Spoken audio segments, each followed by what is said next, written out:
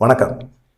விஜய்க்கும் மாதவுக்குமே பார்த்தீங்கன்னா, மிகப்பெரிய ஒரு பஞ்சாயத்தெல்லாம் ஓடிக்கிட்டு இருக்குது அப்படின்னு சொல்கிறாங்க. இது சம்மந்தமா லாட்டரி டிக்கெட் மாட்டி, அவர் போய் என்ன செஞ்சிருக்கிறாரு, முதலமைச்சர்ட்ட போய் அழுவாத குறையா வருத்தப்பட்டிருக்கிறாரு. திமுக வந்து சிறப்பு பொதுக்குழு கூட்டத்தில் கடுமையான ஒரு எதிர்ப்பு அவர் தெரிவிக்கிறேன் அப்படின்னு சொல்லிட்டு திமுக கடுமையாக விமர்சனம் பண்ணியிருக்காரு ஆதவ். திமுக விமர்சனம் பண்ண வேண்டிய அளவுக்கு என்ன நடந்திருக்காங்க? தாவேகா வந்து திமுக எதிரின்னு சொல்லுது. ஆனால் திமுக வந்து கடுமையான விமர்சனம் பண்ண வேண்டியது தனிப்பட்ட வன்மத்தில் பேசுகிறாரு ஆதவ அர்ஜுனா அப்படிங்கிறது தான். ஆனால் இந்த அரசியல் ஆலோசகர் ஜான ஆரோக்கியசாமி என்ன சொல்கிறாரு அப்படின்னா, விஜய் மட்டும் பேசினா போதும், மற்ற யாருமே பெருசாக பேச வேண்டிய அவசியமே இல்லை. 1 நிமிஷம் 2 நிமிஷம் வந்தவங்களுக்கு வாழ்த்து மட்டும் சொல்லிவிட்டு நீங்கள் பாட்டுக்கு அமைதியாக இருந்தால் போதும் அப்படின்னு தான் சொன்னார். ஆனால் பேசுகிறது எல்லாமே பார்த்தீங்கன்னா ஆதவ அர்ஜுனா அதிக நேரம் எடுத்து எனக்கு பேச தெரியும் அப்படின்னு காட்டுறதுக்காக பயங்கரமாக அவர் பேசுகிறார். பேசுகிற அந்த விஷயம் வந்து சர்ச்சையாகுது அப்படிங்கிற மாதிரி தான் இருக்குது. பொதுவாக பார்த்திங்கன்னா இவங்க எல்லாருமே ஒரு முடிவு எடுத்து வச்சுருந்தாங்க. என்ன முடிவு அப்படின்னு கேட்டிங்கன்னா, பொதுக்குழுவில் சிறப்பு பொதுக்குழு கூட்டம் கூட்டும்போது அதுக்கு முன்னாடியே கரூரில் இந்த உயிரிழந்த குடும்பத்தினரெல்லாம் வர சொல்லி அவங்கள பார்த்து அவங்கள பேசி எல்லாமே முடிவு பண்ணிட்டார். ஆனாலும் இருந்தாலும் அந்த முன்னா சிறப்பு பொதுக்குழுக்கு அவங்களையும் கூப்பிடலாம், அவங்கள வந்து மேடையில் ஏற்றி பேச வைக்கலாம், அவங்க என்ன சொல்ல வராங்க அப்படிங்கிற ஒரு கருத்தையாவது நம்ம கேட்போம் அப்படிங்கிற ஒரு எண்ணத்துக்கு அவங்க வந்தாங்க. ஆனால் இதை வந்து ஆதவ அர்ஜுனா விரும்பவே இல்லை.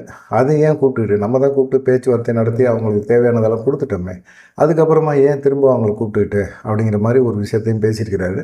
ரெண்டாவது, இந்த இறந்து போனவங்களுடைய குடும்பத்தை வந்து அவங்களோட ஃபோட்டோ எல்லாமே நம்ம வந்து பொதுக்குழுலையும் பொதுக்குழு வாசல்லையும் வச்சு அஞ்சலி செலுத்துவோம். பொதுக்குழுக்கு வர்றவங்களுக்கு அவங்க வந்து அஞ்சலி செலுத்துறதுக்கு எதுவாக நம்ம அந்த மாதிரி வைப்போம், அவங்களும் அஞ்சலி செலுத்தட்டும், அப்போ வந்து மக்கள் மத்தியில் நம்ம இன்னும் கூட நல்லா ரீச் ஆகலாம் அப்படிங்கிற மாதிரி எண்ணம் இருந்தது. ஆனால் அஞ்சலி செலுத்துகிற விஷயம் கூட தப்பு நம்ம மேலே தான் இருக்குது அப்படின்னு காட்டுற மாதிரி இருக்குது அப்படின்னு சொல்லிட்டு ஆதவ் வந்து அதையும் வந்து தடுத்துட்டார். இதெல்லாம் பார்க்கும்போது கட்சியில் இருக்கிற அருண்ராஜா அவருக்கும் சரி, ஜான் ஆரோக்கியசாமிக்கும் சரி, ஆதவ அர்ஜுனோட செயல்பாடுகள் சுத்தமாகவே பிடிக்கல. இது பெரிய ஒரு விஷயமா ஆயிடுச்சு. புஸ்லி ஆனந்த், அப்புறமா செயற்குழு உறுப்பினர்கள் இவங்கள்ட்ட எல்லாம் வந்து பார்த்திங்கன்னா ஆதவ அர்ஜுனா கொஞ்சம் ரூடாக நடந்துக்கிறாரு அப்படிங்கிற மாதிரி ஒரு குற்றச்சாட்டுமே இருக்குது. இதை பற்றி எதுவுமே விஜய் கண்டுக்கவே இல்லை. ஏன்னா விஜய் அமைதியாக தான் இருக்கிறாரு. ஆனால் அவர்கிட்ட வந்து ஆதவ அர்ஜுனோட செயல்பாடுகள் எல்லாமே நல்லாவே தெரியுது. விஜயை உட்கார வச்சுட்டு திமுக கடுமையாக விமர்சனம் பண்ணுறாரு. திமுகவில் அவருக்கு எம்பி சீட்டு கொடுக்காத ஒரு காரணத்தினால அங்கேருந்து வந்து விசிஆவுக்கு போனார், எப்படியாவது திமுக விமர்சனம் பண்ணுறதுக்கு. விசிஆ வந்து கூட்டணிக்குள்ளே இருக்குது, திமுக கூட்டணிக்குள்ளே இருக்குது. விசிஆவில் இருந்துட்டு எங்கள் தலைவருக்கு திருமாவுக்கு துணை முதலமைச்சர் கொடுப்பீங்களா? கொடுக்கணும், அவர் முதலமைச்சராக தகுதி உள்ளவர் அப்படின்னு சொல்லி அவர் புகழ்ந்து பேசுகிற மாதிரி திமுக கடுமையான விமர்சனங்களை வச்சார். சரி, இது கூட்டணிக்கு ஆப்பு வைக்கிற மாதிரி இருக்குது ஆதவ அர்ஜுனா. அவர் என்ன தான் பொதுக்குழுக்கும் சரி இந்த கூட்டங்களுக்கும் சரி காசு செலவு பண்ணுறாரு அப்படிங்கிறதுக்காக அவரை வந்து வச்சுக்கிட்டு நம்ம பேசினோம்னா நம்ம கூட்டணிக்கு ஆப்படிச்சுட்டு போயிடுவார், இவரை நம்பி நம்ம இருக்கக்கூடாது அப்படிங்கிற ஒரு எண்ணத்தில் தான் அவர் என்ன செஞ்சாங்க அப்படின்னா ஆதவ அர்ஜுனோட பேச்சை வந்து பெருசாக எடுத்துக்கல. நிறைய புகார்கள் வந்துச்சு, முதலமைச்சர் வரைக்கும் போச்சு. உதயநிதியை வந்து கடுமையான விமர்சனம் பண்ணுறாரு ஆதவ், நீங்கள் பார்த்துட்ருக்கீங்க, சரியில்லை அப்படின்னு சொன்ன பிறகு வந்து பார்த்திங்கன்னா ஆதவ அர்ஜுனா மேலே ஒரு நடவடிக்கை. உடனே ஆதவ அர்ஜுனாவுக்கு விசிஆவில் இருக்க பிடிக்கல, தாவேகா சைடு வந்துட்டார், பேச்சுவார்த்தை நடத்தினார்.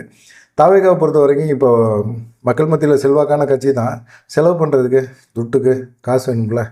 இது வந்து ஆதவ அர்ஜுனா நல்லா பண்ணுவார் அப்படிங்கிறனால தான் சரின்னு அவர் சேர்த்துக்கிட்டா அவருடைய அடாவடித்தனங்கள் வந்து ரொம்ப இதாக இருக்குது. இப்போ சிறப்பு பொதுக்குழு கூட்டினாங்க. இந்த பொதுக்குழுக்கு வந்து ஆதவ அர்ஜுனா வந்து மொத்த செலவையும் நான் ஏற்றுக்கிறேன் அப்படின்னு சொன்னார். ஆனால் சொன்ன பிறகு பார்த்திங்கன்னா அது மாதிரி நடந்துக்கல. ஏன்னா அவர் இஷ்டப்படி அவர் சொல்கிற மாதிரி செயல்படணும் அப்படின்னு சொல்கிறார். அப்படி செயல்பட்டால் செலவை நான் ஏற்றுக்க தயாராக இருக்கேன், ஆனால் நீங்கள் அப்படி செயல்படலை அப்படின்னா நான் ஏன் செலவு பண்ணணும் அப்படிங்கிற மாதிரி ஒரு எண்ணம் அவருக்கும் இருந்தது. அதனால தான் பார்த்திங்கன்னா இந்த விஷயத்த இப்படி செலவு பண்ணுறேன்னு சொல்லிவிட்டு செலவு பண்ண மாட்டேங்கிறாரு அப்படிங்கிற ஒரு விஷயத்தையும் விஜய் கவனத்துக்கு கொண்டு போனாங்க. விஜய் வந்து பார்ப்போம், பொறுமையாக இருப்போம் அப்படின்னு சொல்லிட்டு இருக்கிறாரு. அதே போல் வந்து பார்த்திங்கன்னா அந்த சிறப்பு பொதுக்குழுவில் ஒரு 15 நிமிஷம் பேசினார். ஆனால் அரசியல் ஆலோசகரான ஜான் ஆரோக்கியசாமி எழுதி கொடுத்த எந்த விஷயத்தையுமே அவர் பெருசாகவே பேசலை. குறிப்பாக வந்து பார்த்திங்கன்னா பாஜகவுக்கு எதிராக அவங்க தீர்மானம் வந்து நிறைய எழுதி கொடுத்துருக்குறாங்க, விமர்சனம் பண்ணியிருக்கிறாங்க. மீனவ பிரச்சனைகளில் வந்து பாஜக அரசு சரியாக நடவடிக்கை எடுக்கலை அப்படிங்கிற ஒரு குற்றச்சாட்டை வந்து ஜான் ஆரோக்கியசாமி எழுதி கொடுத்துருக்கிறாரு அந்த தீர்மானத்தில் ஒன்று. ஆனால் இதை வந்து ஆதவ அர்ஜுனா வந்து பேசவே இல்லை. இதை வந்து பாஜகவுக்கு எதிராக பேசலை, திமுக வந்து செயல்படுத்தலை அப்படிங்கிற மாதிரி அவர் பேச ஆரம்பித்தார். பொதுக்குழுவில் வந்து இப்படியெல்லாம் வந்து ஆதவ அர்ஜுனா பேசுகிறது சரியில்லை அப்படிங்கிற மாதிரி இது பண்ணாங்க. அதே போல் வந்து பார்த்திங்கன்னா பாஜக வந்து இஸ்லாமியர்களுக்கு எதிரான சட்டங்கள்லாம் கொண்டு வந்தது. அப்போ அதிமுக இருந்தது.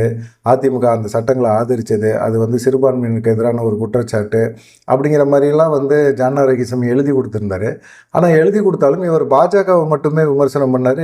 எடப்பாடி பழனிசாமி வந்து அதுக்கு பாஜக கொண்டு வந்த இஸ்லாமியர்களுக்கு எதிரான சட்டத்திட்டங்களுக்கு எடப்பாடி பழனிசாமி ஆதரித்தது போனது வந்தது இந்த விமர்சனங்களை அப்படியே நவுத்திட்டார். பேசவே இல்லை.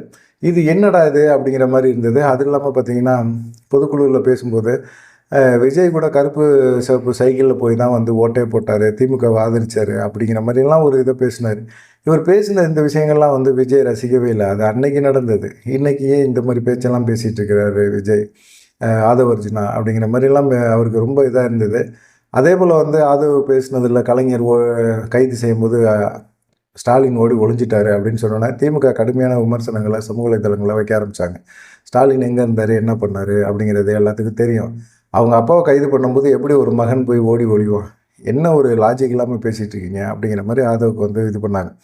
இப்போ வந்து என்னென்னா ஆதவோட பேச்சு வந்து விமர்சனம் வந்து நியாயமான ஒரு விமர்சனமாக இருந்தால் பரவாயில்ல, ஒரு அசிங்கமாக ஒரு கேவலமான ஒரு விமர்சனமாக நம்மளை தான் புத்திசாலி அப்படிங்கிற மாதிரி பேசுகிறது வந்து ஏற்றுக்கலை, ரசிக்கலை. தாவேகா தொண்டர்களே என்ன எப்படி பேசுகிறாரு அப்படிங்கிற மாதிரி யோசனை இருந்தது. குறிப்பாக அன்பில் மகேஷ், செந்தில் பாலாஜி, அப்புறமா உதயநிதி இவங்களெல்லாம் வந்து கடுமையான சொற்கள். ஒருபடி மேலே போய் செந்தில் பாலாஜிலாம் ரவுடின்ட்டார். இந்த சம்பவத்துக்கு செந்தில் பாலாஜி தான் காரணங்கிற மாதிரி பேசினார். இதெல்லாம் விஜய் வந்து ஒன்றுமே புரியல. என்ன ஏன் இப்படி பேசுகிறான், அதை எதுக்காக திமுக கடுமையாக விமர்சனம் பண்ணுன்னு நம்ம சொல்லவே இல்லையே, விமர்சனம் பண்ணுன்னு சொல்லியிருக்கோம். அதே சமயத்தில் பாஜகவை நம்ம கடுமையாக விமர்சனம் பண்ணுறதுக்கு தீர்மானங்களில் நிறைய விஷயங்களை சொல்லியிருக்கோம். இதெல்லாம் படித்து பார்த்துருக்கிறாரு. படித்து பார்த்துட்டு ஏன் பாஜகவையும் தவிர்க்கிறாரு அப்படிங்கிற மாதிரி இருக்குது. அவள் இஸ்லாமியர்களுக்கு எதிரான கொண்டு வந்த தீர்மானத்தில் எடப்பாடி பழனிசாமிக்கும் பங்கு இருக்குன்னு எழுதி கொடுத்தா எடப்பாடி பழனிசாமியை நாசுக்காக தவிர்த்துறாரு. எப்படி அப்படின்னு பார்த்தீங்கன்னா ஆதவர்ஜுனா வந்து எடப்பாடி பழனிசாமிகிட்ட டைரெக்டாக டீலிங், தாவேக்காவை எப்படியாவது கூட்டணிகளை கொண்டு வந்துடுறேன். இவர் சொன்னோன்னா விஜய் கேட்டுற மாதிரி, இல்லை ஜானா ரஹீசாமி கேட்டுற மாதிரி, புஸ்லி ஆனந்த் கேட்டுற மாதிரி, இல்லை அருண்ராஜ் கேட்டுற மாதிரி, இவர் எல்லாத்துட்டையுமே விஜய் ஆலோசனை பண்ணுவார். ஆதவர்ஜுனாட்ட மட்டும் கேட்டுட்டு எந்த முடிவுமே அவர் எடுக்க மாட்டார். அப்படிப்பட்ட ஒரு சூழ்நிலையில் ஆதவர்ஜுனா வந்து அவரை எடப்பாடி பழனிசாமிகிட்ட பேசுகிறாரு. ஆனால் எடப்பாடி பழனிசாமி என்ன நினைக்கிறாரு அப்படின்னா ஆதவர்ஜுனாட்ட வந்து எந்த விதமான முதிர்ச்சியும் அரசியல் முதிர்ச்சியும் இல்லை, ஒரு சின்ன பிள்ளைத்தனமாக பேசிகிட்டு இருக்கிறாரு. அரசியல் என்ன நடக்கும், விஜய் வந்து இங்கே கூட்டணி கிடையாதுன்னு சொல்கிறாரு, நான் கூட்டணிக்குள்ளே கொண்டு வரேன்னு சொல்கிறாரு. அது எப்படி கொண்டு வர முடியும் அப்படிங்கிற மாதிரி தான் இருக்குது. ஆனால் வந்து ஆதவர்ஜுனா மேலே அதிருப்திகள் அதிகமாகிடுச்சு. இது வந்து மார்ட்டின் காது வரைக்குமே போயிடுச்சு. மார்ட்டின் வந்து என்ன பண்ணுறதுன்னே தெரியல. ஆதவோட மனைவி இவர் 2 பேருமே சேர்ந்து ஒரு பேங்க் நடத்திட்டு இருக்காங்க. அந்த பேங்க் மூலமாக கிடைக்கிற வருமானம், அந்த வருமானத்தை வச்சு ஆதவர்ஜுனா ஆடுற ஆட்டம், இது வந்து என்றைக்காக இருந்தாலும் பிரச்சனை வரும், சிக்கல் ஆகும் அப்படின்னு சொல்லிட்டு இப்போ விஜய் மைண்டு கொண்டு போயிருக்காங்க. இது வந்து என்னன்னு கேட்டிங்கன்னா இந்த செய்தி, இந்த விஷயம், இந்த வங்கி நடத்துறது, பேங்க் மூலமாக இவங்க வருமானம் ஈட்டுறது, அப்புறமா ஆன்லைன் லாட்ரி, இதை தான் அண்ணாமலை கூட அடிக்கடி சொல்லிக்கிட்டே இருப்பார். இந்த மாதிரி சமயத்தில் வந்து எப்படி வந்து இதை என்கரேஜ் பண்ண முடியும்? எப்படியாவது திமுக அரசு வந்து மேலே வந்து ஒரு அட்டாக் கொடுத்தாங்க அப்படின்னா லாட்ரி டிக்கெட் மார்ட்டினுக்கு தான் பிரச்சனையாகும். ஆனால் அவருக்கும் எனக்கும் சம்மந்தம் இல்லைன்னு இவர் சொல்கிறாரு. சொன்னாலும் அவங்க மகளை வந்து ஏமாற்றி பணத்தை பறித்து பணத்தை இந்த மாதிரி செலவு பண்ணிக்கிட்டு இருக்கிறாரு, கட்சிகளுக்கு செலவு பண்ணுறாரு. இவர் வந்து தன்னை ஏமாற்றி என் மகளையும் ஏமாத்துகிற மாதிரி லாட்ரி டிக்கெட் மார்ட்டின் போய் முதலமைச்சர்கிட்ட அழுதுருக்கிறாரு அப்படிங்கிற மாதிரி ஒரு சம்பவம் நடந்திருக்கு. இதெல்லாம் வந்து பார்க்கும்போது பார்த்தீங்கன்னா இவர் மார்ட்டின் வந்து திமுகவுக்கும் தேர்தல் நிதி கொடுக்குறாரு, அதிமுகவுக்கும் கொடுக்குறாரு, பாஜகவும் கொடுக்குறாரு. ஆனால் வந்து இவங்க என்ன செய்ய நினைக்கிறாங்க அப்படிங்கிற ஒரு விஷயமே புரியவே இல்லை. ஏன்னு கேட்டிங்கன்னா இங்கே திமுகவை எதுக்குறேன்னு வருமானம் விட்டு திமுக எதுக்க வைக்கிறாரு. ஆனால் அதே சமயத்தில் எடப்பாடி பழனிசாமி ஒரு சைடு ஆதரிக்கிறாரு, பாஜகவையும் ஆதரிக்கிறாங்க. அவங்க ஆன்லைன் லாட்டரி நடத்துகிறனால அவங்களுக்கு அதெல்லாம் தேவைப்படுது. இவங்க சம்பாதிக்கிறதுக்கு, இவங்க கண்டுக்காமல் இருக்கிறதுக்கு தேர்தல் சமயத்தில் தேர்தல் நிதினு பல ஆயிரம் கோடிகளை கொடுத்து மக்களை வந்து ரொம்ப அநியாயமாக இது பண்ணிகிட்டே இருக்காங்க. இப்போ வந்து என்னன்னு கேட்டிங்கன்னா லாட்ரி டிக்கெட்டு மார்ட்டினோட பையன் சார்லஸும் வந்து பாண்டிச்சேரியில் வந்து முதலமைச்சர் ஆகணும் அப்படின்னு சொல்லி அவர் ஒரு சைடு இறங்கி களத்தில் இறங்கி அவர் செயல்பட்டுக்கிட்டே இருக்கிறார். இந்த மாதிரி சமயத்தில் திமுக என்ன செய்யுதுன்னா அந்த மாதிரி ஒருத்தர் இப்போ லாட்ரி டிக்கெட்டு மார்ட்டினை பாண்டிச்சேரியில் அவர் முதலமைச்சர் ஆக்கிட்டோம்னா ஈஸியாக போயிடும் அப்படின்னு அவர் நினைக்கிறாரு. ஆனால் இது ஆக விடக்கூடாதுன்னு திமுக நினைக்குது. திமுக என்னது நினைக்கிறாங்கன்னா ஜெகத் ரட்சகனை அந்த சைடு வந்து திமுகவில் கொண்டு போய் நீங்கள் அங்கே ஆட்சி அமைக்கிறதுக்கான வேலையை பாருங்கள் அப்படின்னு சொல்லியிருக்காங்க. ராகுல் காந்தியோடையும் அவங்க பேச்சுவார்த்தை நடத்தி காங்கிரஸ் திமுக இந்த தடவை ஜெயிக்கும், ஜெயிச்சா வந்து ஜெகத் ரட்சகன் தான் முதலமைச்சர் அப்படிங்கிற மாதிரி அவங்களும் பேசியிருக்கிறாங்க. இப்படி திமுக வந்து நேரடி அட்டாக்கு தாம் பையனுக்கு கொடுக்கும் அப்படின்னு சொல்லி எதிர்பார்க்கவே இல்லை. அர்ஜுனாவோட மூமெண்ட்டு தான் அவருக்கு வந்து பயங்கரமான இப்போது கோபத்தை கிளப்பி விட்டுருச்சு அப்படிங்கிற மாதிரி இருக்குது.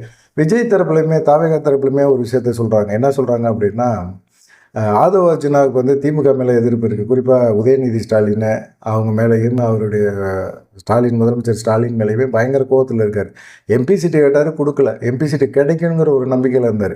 என்னால் தான் 2021 திமுக ஜெயிச்சுது அப்படின்னு வந்து ஒரு வெளியே வந்தோன்னே ஒன்று சொன்னார். அந்தளவுக்கு ஒரு ஆளுமை மிக ஒரு தலைவராக நான் இருக்கிறேன், நான் வந்து பயங்கரமான ஸ்ட்ராட்டஜி எப்படியெல்லாம் ஜெயிக்க முடியுங்கிற வேலையை நான் பார்ப்பேன் அப்படின்லாம் பேசுகிறாரு. ஆனால் அதெல்லாம் வந்து ஏற்றுக்கவே முடியாது அப்படிங்கிற மாதிரி தான் தோணுது. ஏன்னா இன்றைக்கி வந்து விஜய் வந்து மாட்டிக்கிட்டு நிற்கிறாரு அப்படிங்கிற மாதிரி இருக்குது. லாட்டரி டிக்கெட் மார்ட்டின் வந்து முதலமைச்சர்கிட்ட போய் சரண்டர் ஆகிட்டார். எனக்கும் அவனுக்கும் சம்மந்தம் இல்லைங்க, நீங்கள் என்ன வேணாலும் பண்ணிக்கோங்க, என்னை விட்டுருங்க அப்படிங்கிற மாதிரி ஆகிட்டார். புதுச்சேரியில் வந்து ஜெகத் ரட்சகனுக்கு லாட்டரி டிக்கெட் மார்ட்டினோட பையன் சார்லஸை வந்து அங்கே வந்து உருவாக்கிடாதீங்க அப்படிங்கிற மாதிரி ஒரு இதையுமே போட்டு வச்சுருக்கிறாரு. விஜய்க்கும் அர்ஜுனாவுக்கும் பொதுக்குழுவெல்லாம் முடிஞ்ச பிறகு பார்த்திங்கன்னா ஒரு பயங்கரமான ஒரு சண்டையே வந்திருக்குது அப்படிங்கிற மாதிரி தான் சொல்கிறாங்க. இந்த கரூர் சம்பவத்தில் வந்து அர்ஜுனா பேசினது இதனால தான் நமக்கு மிகப்பெரிய ஒரு அளவுக்கு சம்பவங்கள்லாம் நடந்து போச்சு அப்படிங்கிற மாதிரி இருக்குது. ஆனால் அர்ஜுனா வந்து எடப்பாடி பழனிசாமியை எப்படியாவது வந்து தாவேகா அதிமுக கூட்டணிகளை கொண்டு வரணுங்கிற எண்ணத்தில் மட்டுமே இருக்கிறாரு, செயல்படுறாரு. அப்படிங்கிறதுனால விஜய் கொஞ்சம் கடுப்பில் இருக்கிறாரு அப்படிங்கிற மாதிரி இருக்குது. ஆனால் இப்போ வந்து என்னன்னு கேட்டிங்கன்னா, அர்ஜுனோட ஆதரவாளர்கள் எங்கே போனாலுமே வந்துடுவாங்க. துட்டு கொடுத்தா யாருமே ஆதரவாளர்கள் தானே. அப்படி ஆதரவாளர்கள் சமூக வலைத்தளங்களில் விஜய் தரப்பில் தாவேகாவில் இருக்கிற அர்ஜுனோட ஆதரவாளர்கள்லாம் என்ன சொல்கிறாங்க அப்படின்னா, சிறப்பு பொதுக்குழு போட்டாங்க, சரி அந்த பொதுக்குழுவில் வந்து விஜய் ஏதாவது ஒரு முடிவு எடுப்பார் அப்படின்னு நாங்கள் எதிர்பார்த்தோம். தனிச்சு போட்டி அப்படிங்கிறாரு, விஜய் தான் முதலமைச்சர் அப்படிங்கிறாரு. கட்சி ஆரம்பித்த உடனே முதலமைச்சர் ஆக முடியுமா அப்படிங்கிற ஒரு கொஸ்டினை தாவேகால இருக்க சில நிர்வாகிகளை கிளப்ப ஆரம்பிக்கிறாங்க. இது யார் பின்னணியில் இருக்கான்னு விஜய்க்கு தெரியும். அர்ஜுனா தான் இருக்கிறாரு அப்படிங்கிறது எல்லாத்துக்குமே தெரியும். எப்படி இது பண்ண முடியும்? நமக்கு வந்து கரூர் சம்பவம் நடந்தபோது நமக்கு அதிமுக வந்து சப்போர்ட் பண்ணிச்சுல்ல, அவங்களோட நம்ம ஆதரித்து நம்ம நின்று நம்ம ஜெயிச்சு நம்ம எம்எல்ஏக்களாகி நம்ம ஓரளவுக்காவது ஒரு இது பண்ணுனா நம்ம வெற்றி பெறதுக்கு வாய்ப்பு இருக்குல்ல. கூட்டணி அப்படிங்கிற ஒரு விஷயத்த எப்படி வந்து முதல் தேர்தலே வந்து கூட்டணி வேணான்னு சொல்லி நிற்க முடியும் அப்படின்னு சொல்லி அவர் தரப்பில் இருந்து சிலர் வந்து சமூக வலைத்தளங்களில் பிரச்சாரம் பண்ண ஆரம்பிக்கிறாங்க. இதுதான் வந்து விஜய்க்கு சுத்தமாகவே பிடிக்கல அப்படிங்கிற மாதிரி இருக்காங்க. திமுக தாவேகா தான் நான் சொல்லியிருக்கோம். கூட்டணி கட்சிகள் எந்த கட்சிகளுக்குமே வந்து நம்ம கதவை மூடலை. அதிமுக கூட கூட்டணி இல்லை அப்படின்னு சொல்லலை. தாவேகாவோட தீர்மானங்களில் ஒரே ஒரு விஷயம் என்னென்னா, மக்கள் முதலமைச்சர் விஜய், அவ்வளோதான். முதலமைச்சர் வேட்பாளர் விஜய் தான். விஜயை வந்து முதலமைச்சராக ஏற்றுக்கிட்டு அதிமுக வந்து தாவேகாவோட கூட்டணி வைக்கிறதுக்கு வாய்ப்பு இருக்குது. கதவை மூடலை. மற்ற கட்சிகள் எல்லாம் வர்றதுக்கு தயாராக தான் இருக்கிறாங்க. அப்படிப்பட்ட ஒரு சூழ்நிலையில் இவங்க எப்படி அர்ஜுனா வந்து இப்படிலாம் பேச வைக்கிறாரு அப்படிங்கிற ஒரு கோபம் வந்து இப்போ இருக்குது எல்லாத்துக்குமே.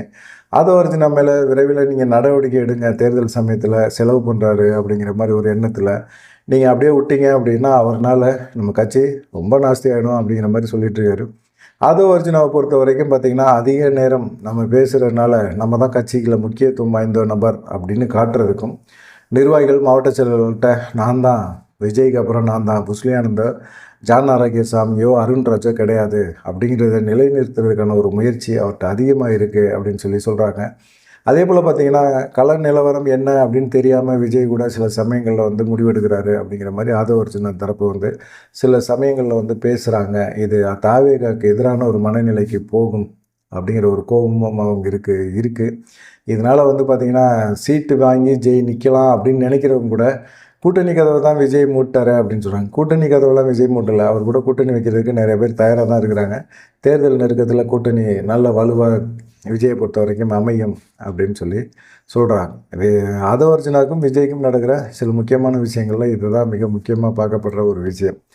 சரி, ரெண்டாவது மிக முக்கியமான ஒரு விஷயம், திமுகவோட பொதுச் செயலாளர் துரைமுருகன். சமீப காலமாக அவருக்கு உடல்நிலை சரியில்லை, என்ன பண்ணுறதுன்னு தெரியல. பொதுச் செயலாளராக சில முடிவுகள் அவரால் எடுக்க முடியல. அது இல்லாமல் அவர் வந்து என்னென்னா பொதுச் செயலாளர் பதவியை ராஜினாமா பண்ணுற ஒரு முடிவுக்கு வந்துட்டார்.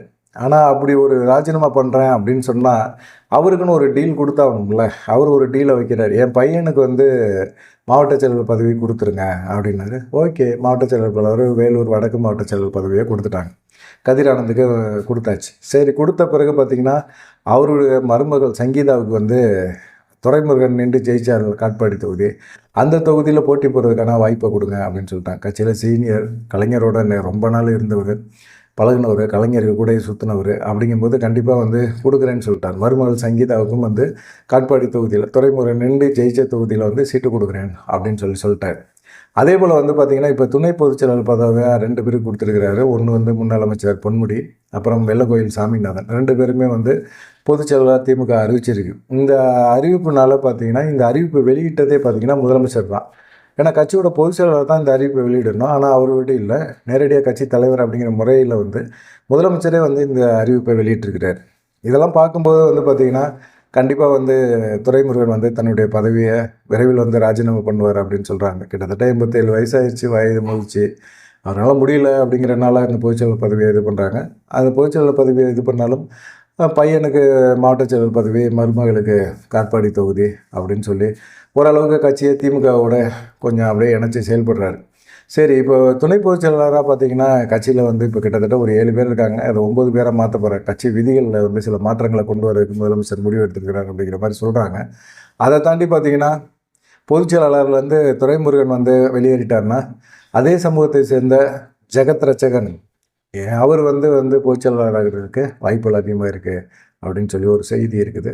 இது எந்த அளவுக்கு உண்மை அப்படிங்கிறத போக போக பார்ப்போம். நம்ம செய்தியை உங்களுக்கு பிடிச்சிருந்தா அப்படின்னா கண்டிப்பாக மறக்காமல் லைக் பண்ணுங்கள், கமெண்ட் பண்ணுங்கள். நம்ம இதுக்கு வந்து சப்ஸ்கிரைப் பண்ணி பாருங்கள். நன்றி, வணக்கம்.